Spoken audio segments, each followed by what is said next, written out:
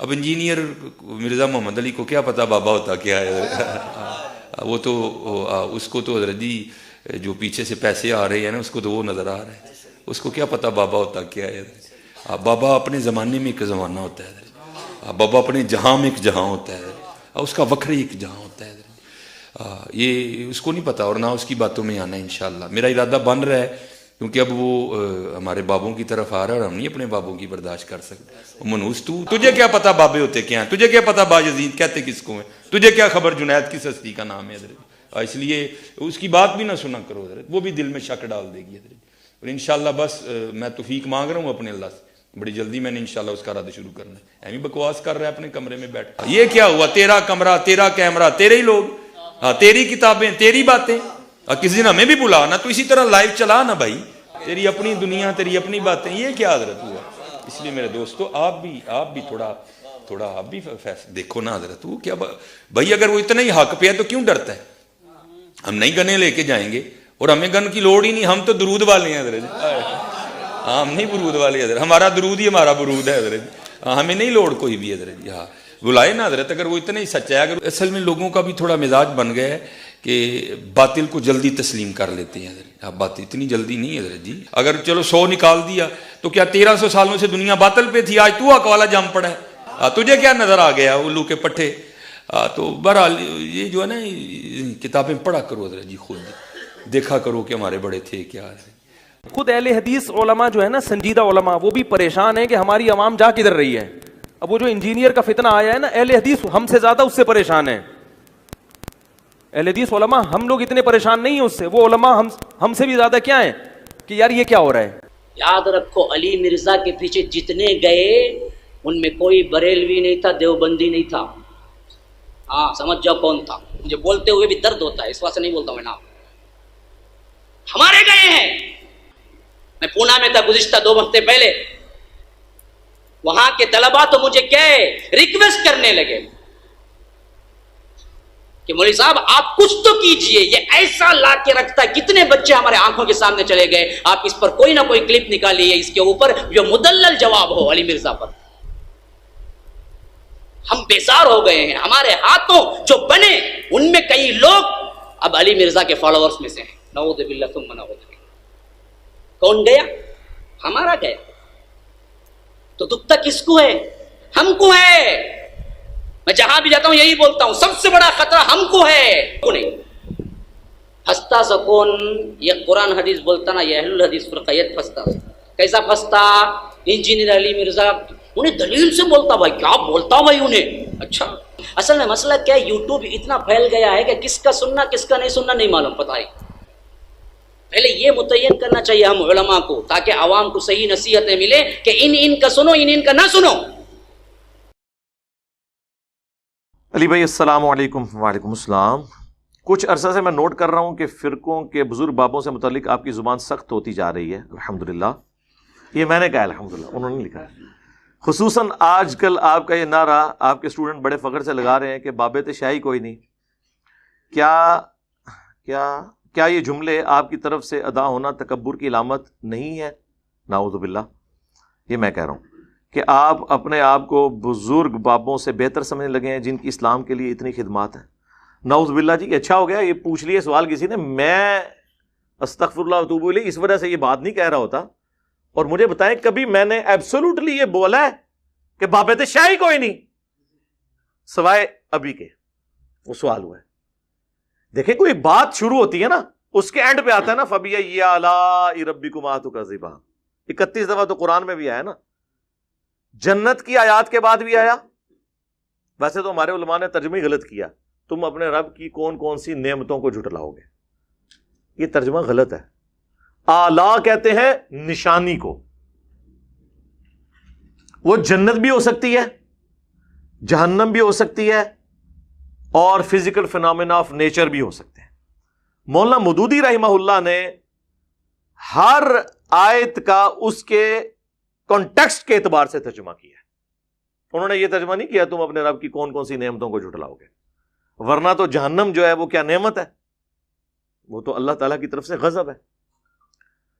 تو اسی طریقے سے میں کوئی آیت بیان کرتا ہوں، کوئی حدیث بیان کرتا ہوں، اس کے اینڈ پہ کنکلوڈ کرتے ہوئے، آپ کے دماغ میں ڈرل کرتے ہوئے، کمپیریزن کرواتے ہوئے ایک جملہ بولتا ہوں کہ جب قرآن و سنت یہ کہہ رہا ہے، قرآن و سنت کی روشنی میں نبی صلی اللہ علیہ وآلہ وسلم کا سٹیٹس یہ ہے، صحابہ کرام کا سٹیٹس یہ ہے، اور آپ اپنے بزرگ بابوں کے بارے میں ان سے اونچا سٹیٹس کلیم کر رہے ہیں، تو اس کو میں کمپیریزن کرواتے ہوئے اینڈ پہ کہتا ہوں کہ اگر اللہ کے محبوب صلی اللہ علیہ وآلہ وسلم، صحابہ کرام علیہم رضوان وہ اس لیول پہ ہیں، تو بابوں کا جو لیول آپ نے کلیم کیا ہے وہ تو ان کے مقابلے میں شاہی کوئی نہیں ہے۔ اب آپ اس کو جوڑ کے دیکھیں۔ اب کوئی اعتراض کر سکتا ہے کہ جی آپ یہ جملہ نہ بولیں، لوگوں کو دکھ ہوگا۔ لوگوں کو تو کسی چیز سے بھی دکھ ہو سکتا ہے۔ ایک عیسائی کو آپ اگر کہہ دیں کہ سورۃ المائدہ کی آیت نمبر 17 ہے، لقد کفر الذین قالوا ان اللہ هو المسیح ابن مریم، بے شک وہ لوگ کفر کر رہے ہیں جو کہہ رہے ہیں کہ عیسیٰ ابن مریم ہی اللہ ہے، اور ساتھ کتنے سخت الفاظ ہیں۔ وہ تو عیسائی تو کہے گا نا کہ جی میں تو اسے حضرت عیسیٰ کی توہین شمار کروں گا۔ اللہ تعالیٰ فرماتا ہے قل، اس کے جواب میں ان سے فرماؤ، فَمَن يَمْلِكُ مِنَ اللَّهِ شَيْئًا، اللہ کا کوئی کیا بگاڑ سکتا ہے، اللہ کے مقابلے پہ کون اتنی طاقت رکھتا ہے؟ ان اراد ان یہلک المسیح ابن مریم، اگر اللہ ہلاک کر دے عیسیٰ ابن مریم کو، وَأُمَّهُ، اور اس کی ماں کو، اولو العزم پیغمبر اور اس کی ماں اولیاء کی سردار، کوئی ولی بھی نہیں ان کو پہنچ سکتا، ایک نبی کی وہ والدہ ہیں، وَمَن فِي الْأَرْضِ جَمِيعًا، اور زمین میں جتنے بھی ہیں، یعنی سارے بابے بھی ہو گئے نا، سارے کور ہو گئے، تو اللہ کا کوئی کیا بگاڑ لے گا؟ یعنی جو اللہ ان کو موت دے سکتا ہے، ان کے مقابلے میں آپ اللہ تعالیٰ کو ان کے ساتھ لا کے کھڑا کر رہے ہو، ان کو تو موت آ جانی ہے۔ اب کوئی عیسائی سنے گا وہ تو کہے گا یار اس میں تو حضرت عیسیٰ کی تنقیص ہو رہی ہے، یہ تو بڑی بدتمیزی سے گفتگو ہو رہی ہے، تو یہ گفتگو کون کر رہا ہے؟ اللہ۔ اور کس لیے کر رہا ہے؟ لوگوں کو کہنے کے لیے، اے نبی تم فرما دو، عیسائیوں کے کانسیپٹ کو کلیئر کرو۔ وہی مولانا اسحاق صاحب والی بات ہے کہ جب توحید بیان ہوگی تو آپ کے زوم میں آٹومیٹکلی انبیاء کی توہین ہو جائے گی۔ عاشق عیسیٰ جو ہے وہ تو برگشتہ ہو جائے گا نا، کیونکہ عاشق عیسیٰ جو ہے وہ عیسیٰ ابن مریم کو اللہ کا بیٹا یا اللہ کلیم کرتا ہے، کیتھولک اور پروٹیسٹنٹ۔ تو جب کوئی عاشق محمد صلی اللہ علیہ وآلہ وسلم کسی عاشق عیسیٰ کو سمجھائے گا تو وہ تو آگے سے ناراض ہو جائے گا نا قرآن کی آیت سن کے، تو اس کی وجہ سے آپ بیان کرنا چھوڑ دیں گے یا آپ اپنا عقیدہ اس کے مطابق کر لیں گے۔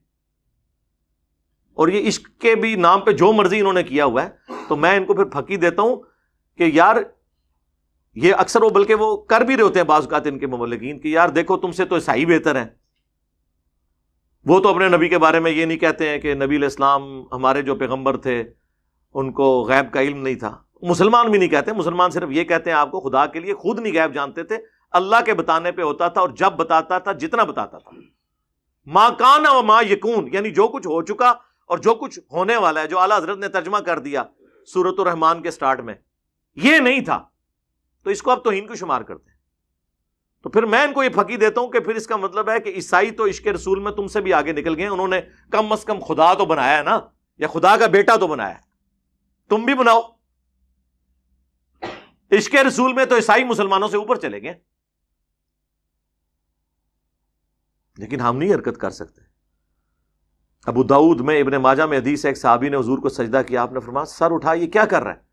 کہ یا رسول اللہ میں وہ ہیرا نامی جگہ میں گیا تھا عراق میں، وہاں پہ لوگ اپنے سردار کو سجدہ کرتے ہیں، تو آپ تو اللہ کے رسول ہیں، آپ نے فرمایا جب میں فوت ہو جاؤں گا اور تم میری قبر سے گزرو گے، کیا میری قبر پہ بھی سجدہ کرو گے؟ انہوں نے کہا نہیں یا رسول اللہ۔ تو فرمایا پھر مجھے کیوں سجدہ کر رہے ہو؟ اگر میں سجدہ جائز سمجھتا تو بیویوں سے کہتا کہ اپنے خاوندوں کو سجدہ کریں اس حق کے سبب جو اللہ نے ان کو دیا ہے۔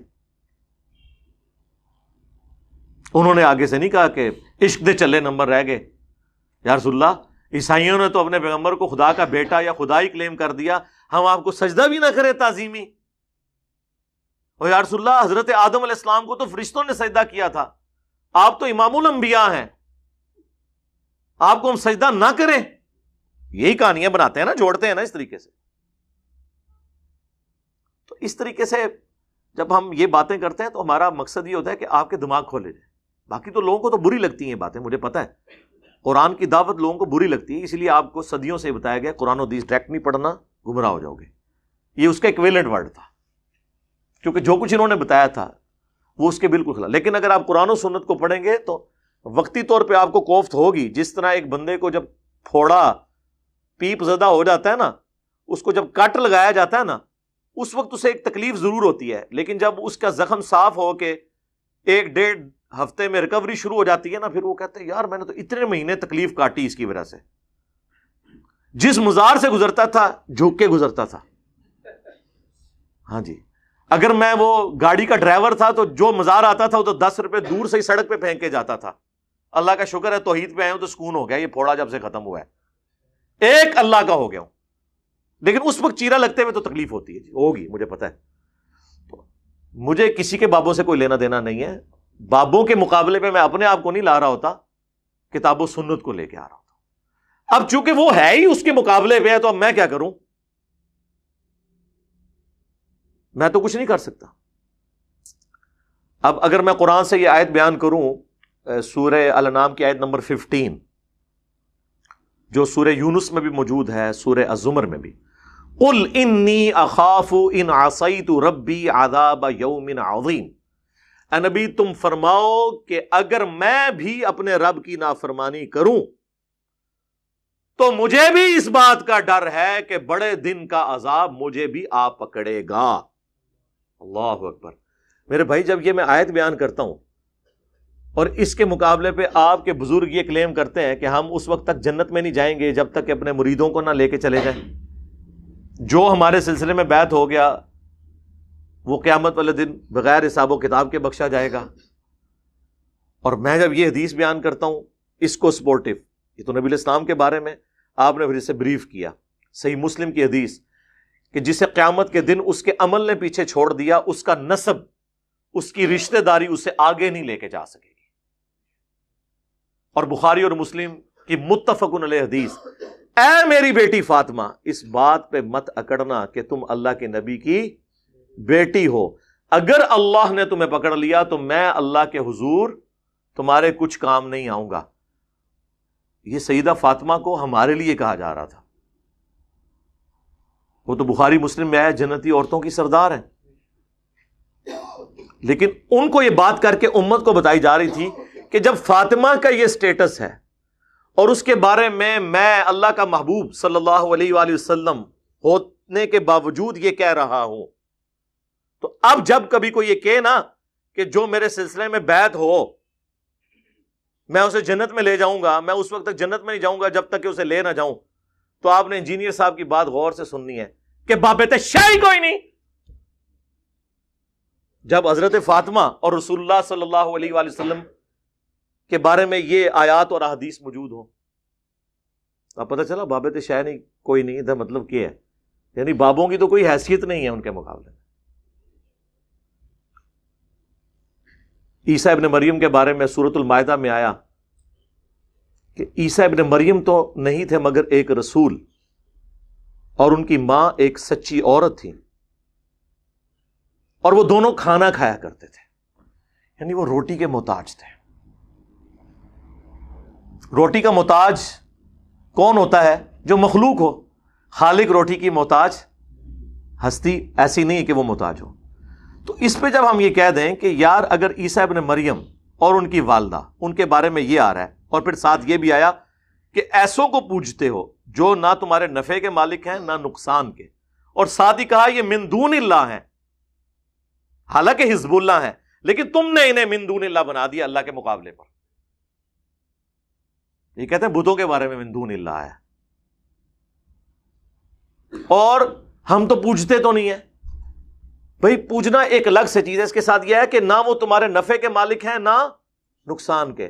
تو پھر ہم اس پہ کیوں نہ بولیں کہ اگر اولو العزم پیغمبر 5 جو سورۃ الاحزاب اور سورہ الشورى میں آئے، محمد رسول اللہ صلی اللہ علیہ وآلہ وسلم، ابراہیم خلیل اللہ، موسیٰ کلیم اللہ، عیسیٰ روح اللہ اور نوح علیہ السلام، یہ 5 اولو العزم پیغمبر، ان میں سے ایک عیسیٰ ابن مریم اور ان کی ماں صدیقہ کہہ دیا اللہ تعالیٰ نے ان کو، اور صدیق سب سے بڑا درجہ ہوتا ہے انبیاء کے بعد، اولیاء کی سردار۔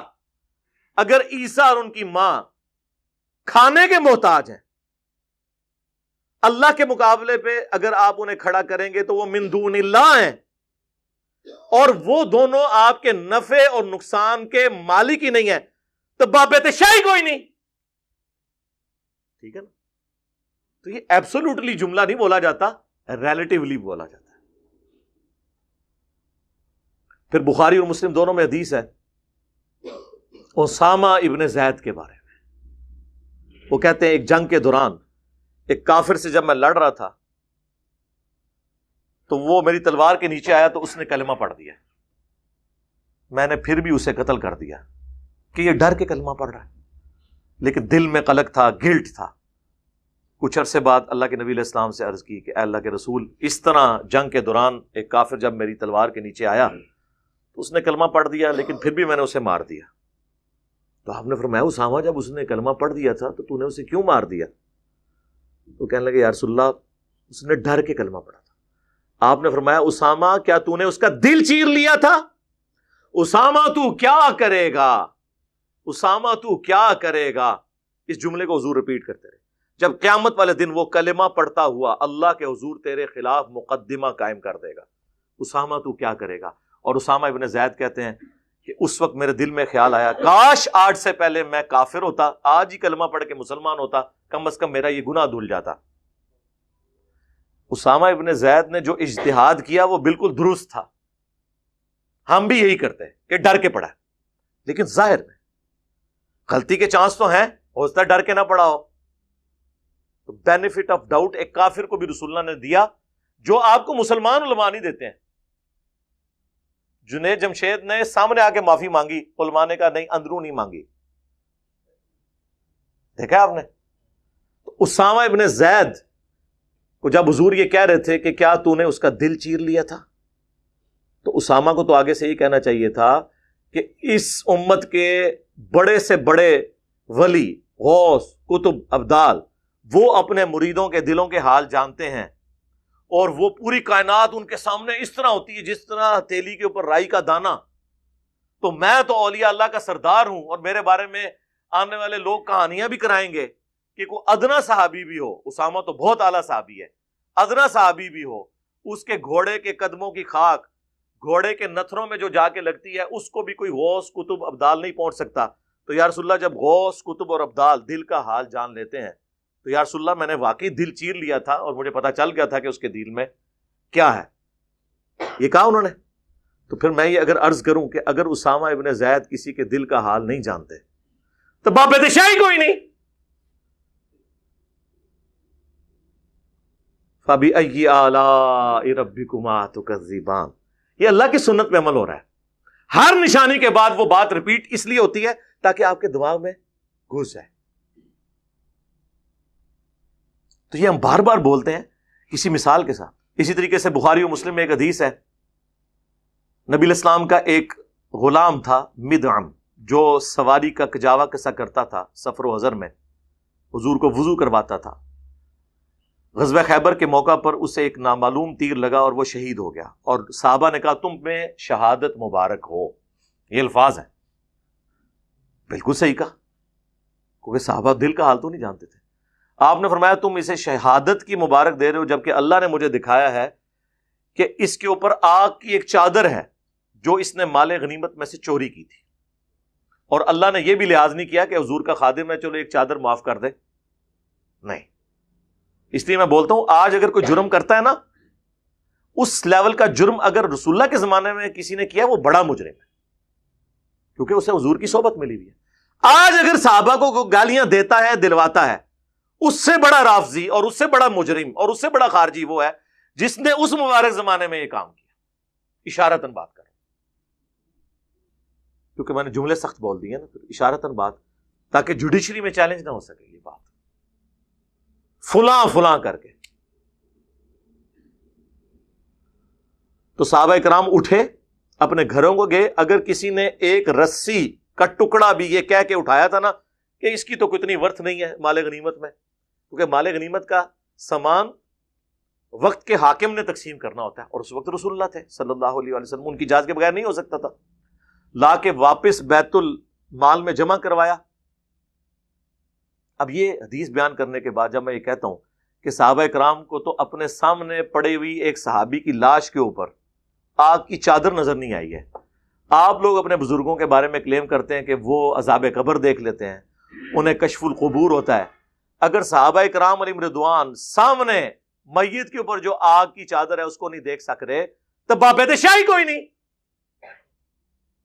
فَبِأَيِّ آلَاءِ رَبِّكُمَا تُكَذِّبَانِ، تم اپنے رب کی قدرت کی کون سی نشانیوں کو جھٹلاؤ گے؟ تو یہ مثالیں میں اس لیے دے رہا ہوتا ہوں تاکہ آپ کو بات سمجھ آئے۔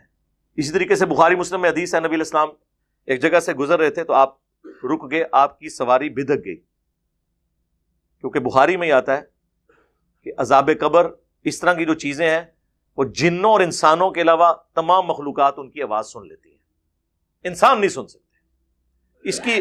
اب یہ جو کہتے ہیں نا جی گورے کا موبائل دور سے سن لیتا ہے تو اللہ کا ولی کیوں نہیں سن سکتا؟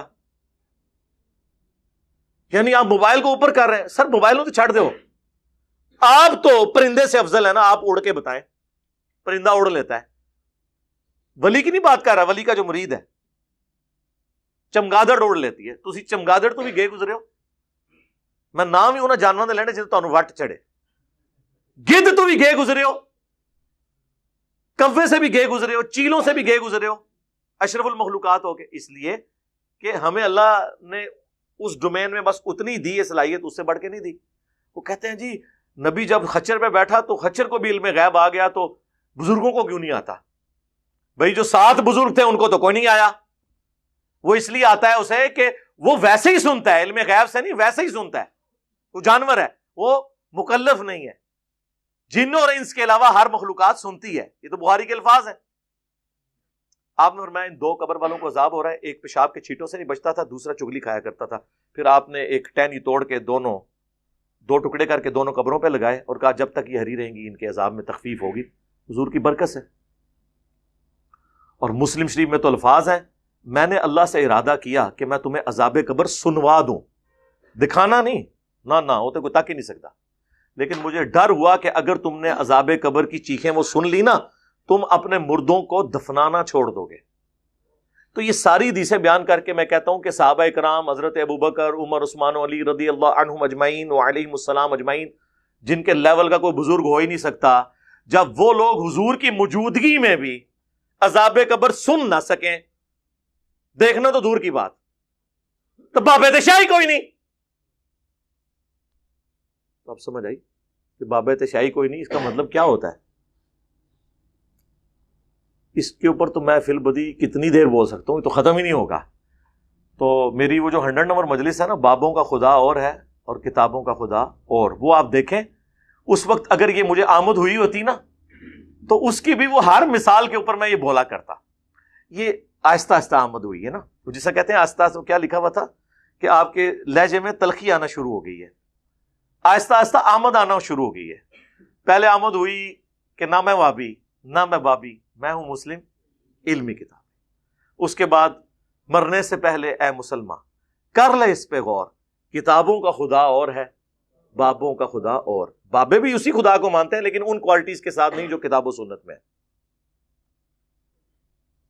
تو یہ سلوگنز آئے نا، پھر یہ اچانک آیا میرے دماغ میں، میں کوئی بیٹھ کے بناتا نہیں ہوں، وہ ایک مجلس کے دوران، یعنی میں کوئی بات کرتے ہوئے کہہ رہا تھا کہ لوگ یہ کہتے ہیں کہ جی اگر آپ اس کو غلط کہہ رہے ہیں یہ تو فلاں بزرگ نے بھی نقل کیا ہے، تو اس پہ پھر میں نے جملہ بولا تھا کہ ہم قرآن و سنت کی روشنی میں جب حضرت معاویہ رضی اللہ تعالیٰ عنہ، حضرت مغیرہ ابن شعبہ رضی اللہ تعالیٰ عنہ، حضرت عمر بن عاص رضی اللہ تعالیٰ عنہ کے مولا علی رضی اللہ تعالیٰ عنہ علیہ السلام کے خروج جو ان کے خلاف انہوں نے کیا، اس کو بھی کنڈیم کرتے ہیں، تو بابت شاہی کوئی نہیں، ہمیں کسی کی دوست کوئی نہ لگائے۔ تو اچانک میرے دماغ میں آیا، لیکن وہ قبولیت کی گھڑی تھی۔ اور یہ سلوگنز اور نعرے بڑے امپورٹنٹ ہوتے ہیں۔ بخاری مسلم میں حدیث ہے، اے حسان بن ثابت، ہمارے تیروں اور تلواروں سے کافروں کو وہ تکلیف نہیں ہوتی جو تیرے زبان کے اشعار سے ہوتی ہے۔ تو یہ سنت حسان ابن ثابت ہے جو ہم پوری کر رہے ہیں. اب تو ایسے ایک اور نعرہ بھی آ گیا چوتھا, فرقوں کی دکانیں بند, the damage has been done.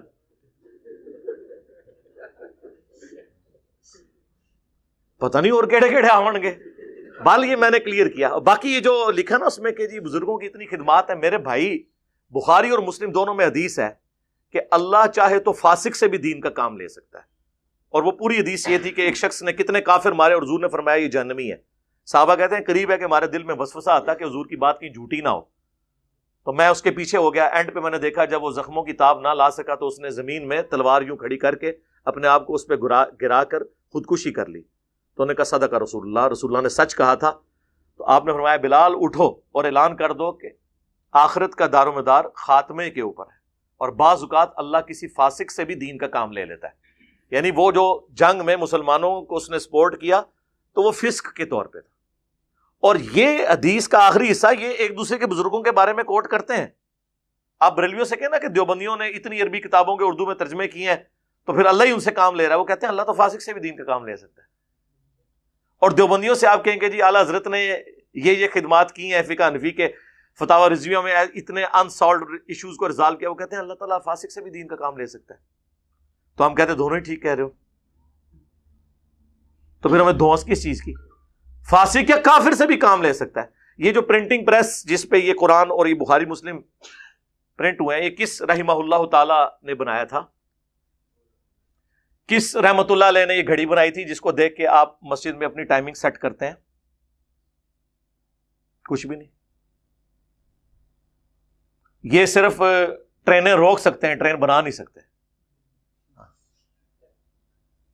بنا نہیں سکتے, روک سکتے ہیں. کس رحمت اللہ علیہ نے زمین سے تیل جو ہے وہ دریافت کیا تھا؟ تو یہ باتیں کرنا چھوڑ دیں. خدمات سب کی ہیں, وہ اللہ تعالیٰ کسی سے بھی کام لے. ورنہ تو گورے کے پرنٹنگ پریس سب سے بڑا یہ کنٹریبیوشن ہے. ورنہ حضور کے زمانے میں تو چند لوگوں کے پاس مصحف ہوتے تھے, زبانی وہ قرآن یاد رکھتے تھے. تو پھر گورے کو پھر آپ کریڈٹ دیں, کہیں گے نہیں اس کی وجہ سے اس کے عقیدے تو صحیح نہیں ہو جائیں گے.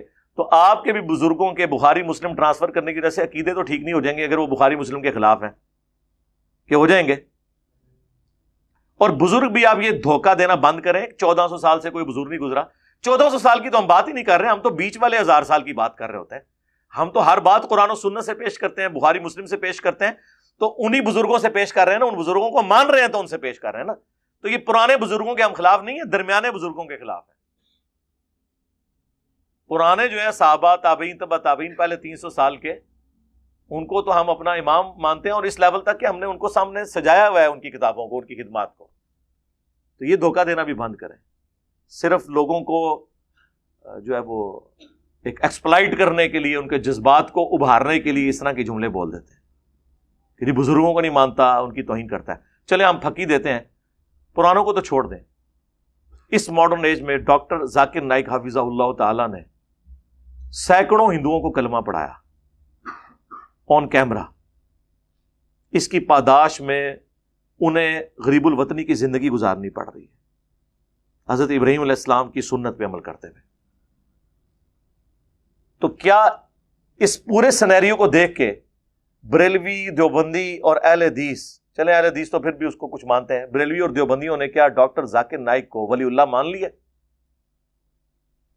آپ ان سے کہ اتنے ہندوؤں کو کلمہ پڑھایا, وہ کہیں گے یار پڑھایا تو کیا ہوا, عقیدے تو درست نہیں ہے. سر یہی ہمارا نظریہ آپ کے بزرگوں کے بارے میں بھی ہے کہ پڑھایا تو کیا ہوا. تو آپ خود مانتے ہیں کہ عقیدہ پہلے صحیح ہونا چاہیے. تو آپ کے بزرگوں کے عقائد و نظریات تو قرآن و سنت کے خلاف ہیں. چشتی رسول اللہ, ہاں یہ ہماری مجبوری تھی میرے بھائی. آپ تو قرآن حدیث کو مانتے ہی نہیں تھے. ہم نے کہا ٹھیک ہے, کیوں نہیں مانتے؟ وہ کہتے تھے قرآن حدیث میں تو یہ لکھا ہے, لیکن وہ فلاں جو بزرگ ہیں وہ تو یوں لکھتے ہیں, تو انہوں نے قرآن حدیث نہیں پڑھا ہوا تھا. اب ان کو کون بتائے کہ ان بیچاروں نے کہاں قرآن حدیث پڑھا ہوا تھا, لیکن یہ کون کہہ سکتا ہے ان کو؟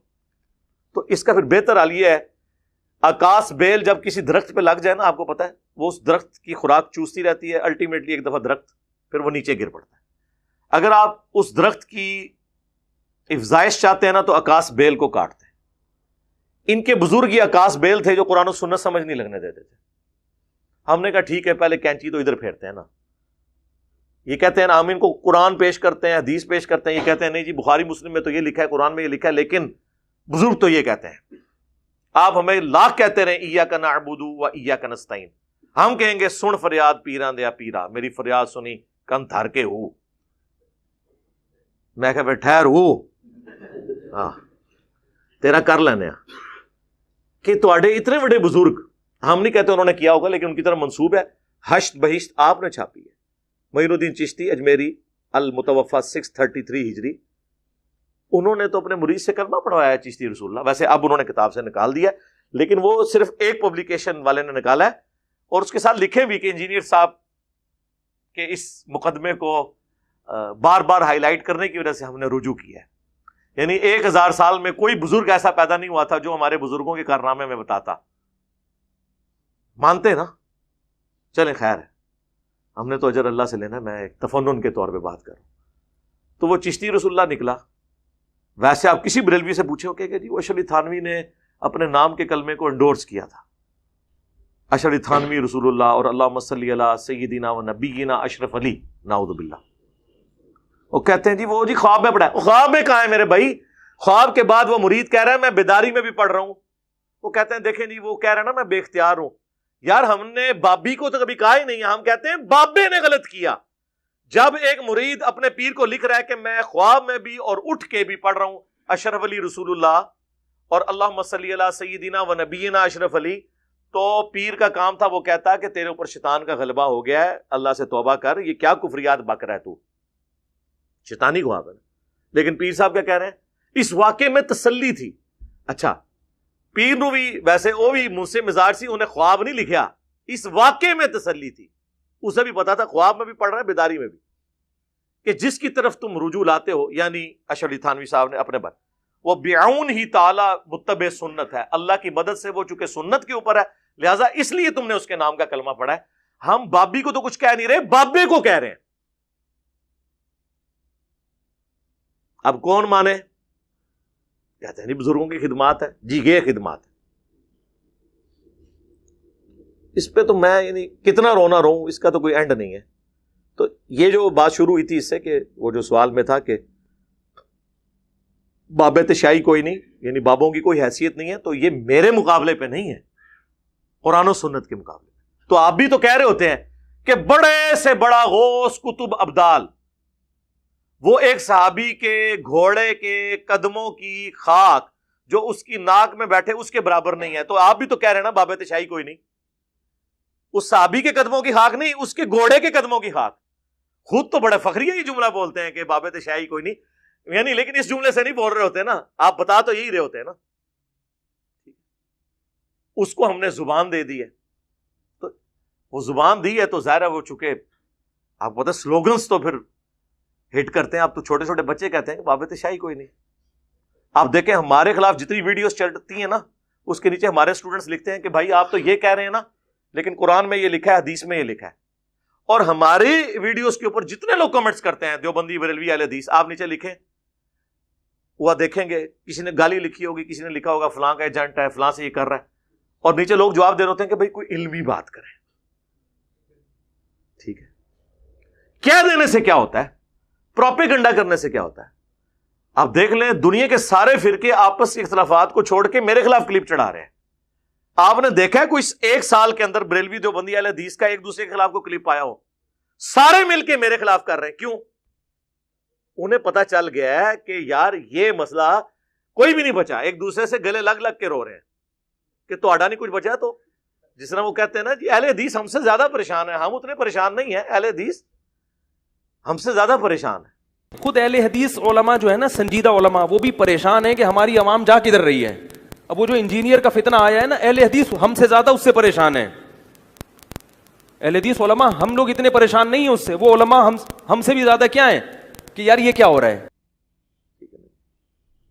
تو اس طریقے سے اہل حدیث لادہ چیخ رہے ہوتے ہیں کہ جی ہمارے گئے ہیں. یاد رکھو علی مرزا کے پیچھے جتنے گئے ان میں کوئی بریلوی نہیں تھا، دیوبندی نہیں تھا. ہاں سمجھ جاؤ کون تھا. مجھے بولتے ہوئے بھی درد ہوتا ہے، اس واسطے نہیں بولتا میں نام. ہمارے گئے ہیں. میں پونا میں تھا گزشتہ 2 ہفتے پہلے، وہاں کے طلباء تو مجھے ریکویسٹ کرنے لگے کہ مولوی صاحب آپ کچھ تو کیجئے، یہ ایسا لا کے رکھتا ہے، کتنے بچے ہمارے آنکھوں کے سامنے چلے گئے، آپ اس پر کوئی نہ کوئی کلپ نکالیے، اس کے اوپر جو مدلل جواب ہو علی مرزا پر۔ ہم بیزار ہو گئے ہیں، ہمارے ہاتھوں جو بنے ان میں کئی لوگ اب علی مرزا کے فالوورز میں سے ہیں، نعوذ باللہ ثم نعوذ باللہ۔ کون گیا؟ ہمارا گیا۔ تو دکھ تک کس کو ہے؟ ہم کو ہے۔ میں جہاں بھی جاتا ہوں یہی بولتا ہوں، سب سے بڑا خطرہ ہم کو ہے، کو نہیں۔ پھنستا سکون، یہ قرآن حدیث بولتا نا، یہ اہل الحدیث فرقیت پھنستا۔ کیسا پھنستا؟ انجینئر علی مرزا انہیں دلیل سے بولتا، بھائی کیا بولتا بھائی انہیں۔ اچھا اصل میں مسئلہ کیا ہے، یوٹیوب اتنا پھیل گیا ہے کہ کس کا سننا کس کا نہیں سننا نہیں معلوم، پتہ ہی۔ پہلے یہ متعین کرنا چاہیے ہم علماء کو، تاکہ عوام کو صحیح نصیحتیں ملے کہ ان کا سنو، ان کا نہ سنو۔ وہ سارے تھے گئے نے، لیکن گئے کدھر؟ ہمارے پاس تو کوئی نہیں آیا، نہ ہم نے کوئی چندہ بک بنائی، نہ کوئی مدرسہ بنایا، نہ کوئی مسجد بنائی، نہ کوئی پیری مریدی شروع کی۔ آپ کے پیچھے نمازیں پڑھتے ہیں، آپ کوئی چندے دیتے ہیں، اب کیا مسئلہ رہ گیا پیچھے؟ یا تو نا یہ لوگ چھوڑ دیں، اور یہ میں آپ کو پریڈکٹ کر رہا ہوں کچھ عرصے کی بات ہے انشاءاللہ تعالی۔ ان علماء کی اور ائمہ مساجد کی حیثیت صرف ایک روڈ لائنر کے ڈرائیور جیسی ہوگی انشاءاللہ۔ جیسے آپ سفر کرتے ہیں نا، آپ کو اس سے غرض نہیں ہوتا کہ یہ جو ڈرائیور ہے اس کا عقیدہ کیا ہے، کون ڈرائیونگ کر رہا ہے، آپ چپ کر کے اپنا بیٹھتے ہیں گاڑی میں، منزل پہ اتر جاتے ہیں۔ آنے والی نسلیں بھی مسجد میں، ان کو اس سے کوئی غرض نہیں ہوگا یہ مسجد کس کی ہے، امام مسجد کون ہے، داڑھی اس کی پوری ہے، کام ہے، کس فرقے کا ہے۔ جسے سواری بیٹھ کے اتر جاتی ہے نا، یہ بھی لوگ جایا کریں گے اپنے بچوں کے ساتھ، نماز پڑھ کے باہر نکل آیا کریں گے۔ یہ خود بس امامت اور چندوں کو دیکھیں گے، عوام ساری کی ساری علمی کتابی مسلم ہوگی انشاءاللہ۔ اور یہ کوئی فرقے کا نام نہیں، قرآن سے میں نے ڈیڈکٹ کیا ہے۔ ایتونی بکتاب من قبل ھذا او اثارۃ من علم ان کنتم صادقین، سورۃ الاحقاف آیت نمبر 4۔ اے نبی اگر یہ آپ سے بحث کریں تو ان سے کوئی علمی بات کرو، کوئی کتاب لے آؤ قرآن سے پہلے بھی جو شرک کی تعلیم دیتی ہو۔ قرآن وہی تعلیم دے رہا ہے جو اگلی کتابوں نے دی ہے، یا کوئی انبیاء کے آثار علم کے ہوں۔ ایتونی بکتاب من قبل ھذا او اثارۃ من علم، علم بھی آ گیا، کتاب بھی، ان کنتم صادقین۔ تو اسی کو ہم نے پریزنٹ کیا تھا کہ نہ میں وہابی، نہ میں بابی، میں ہوں مسلم، علمی کتابی۔ لیکن کہتے یار یہ بابی کہہ دیا جی، ٹھیک ہے جی، وہ وابی کہہ دیا، وابی تو خود آپ کہہ رہے تھے ایک دوسرے کو، ٹھیک ہے۔ پھر میں نے سافٹ کیا نعرے کو کہ مرنے سے پہلے اے مسلمان، کہتے ہیں پیار سے میٹھی میٹھی باتیں، تو میں نے یہ التجا ہے نا کہ مرنے سے پہلے اے مسلمان کر لے اس پہ غور، کتابوں کا خدا اور ہے، بابوں کا خدا اور۔ پھر بھی ان کو بات سمجھ نہیں آئی ہے، تو پھر ظاہر ہے جب اتنا کچھ ہو رہا ہو تو کبھی کبھار پھر انسان سے کوئی ایک وکھرے جہاں کے اندر کو بات نکلی جاتی ہے نا کہ بابے دے شاہی کوئی نہیں نکلی نا، تو یہ ان ساری باتوں کے بعد ہے۔ اور اینڈ پہ وہ جب کسی بندے کو دفنایا جاتا ہے نا، اس کے بعد وہ مٹی ڈال کے اس پہ پانی ڈالتے ہیں تاکہ وہ قبر سے مٹی ادھر ادھر بکھرے نا، وہ یہ اب ڈال دی ہم نے۔ فرقوں کی دکانیں بند، the damage has been done۔ صلاۃ بر محمد و آل محمد، اللہم صلی علی محمد وعلی آل محمد۔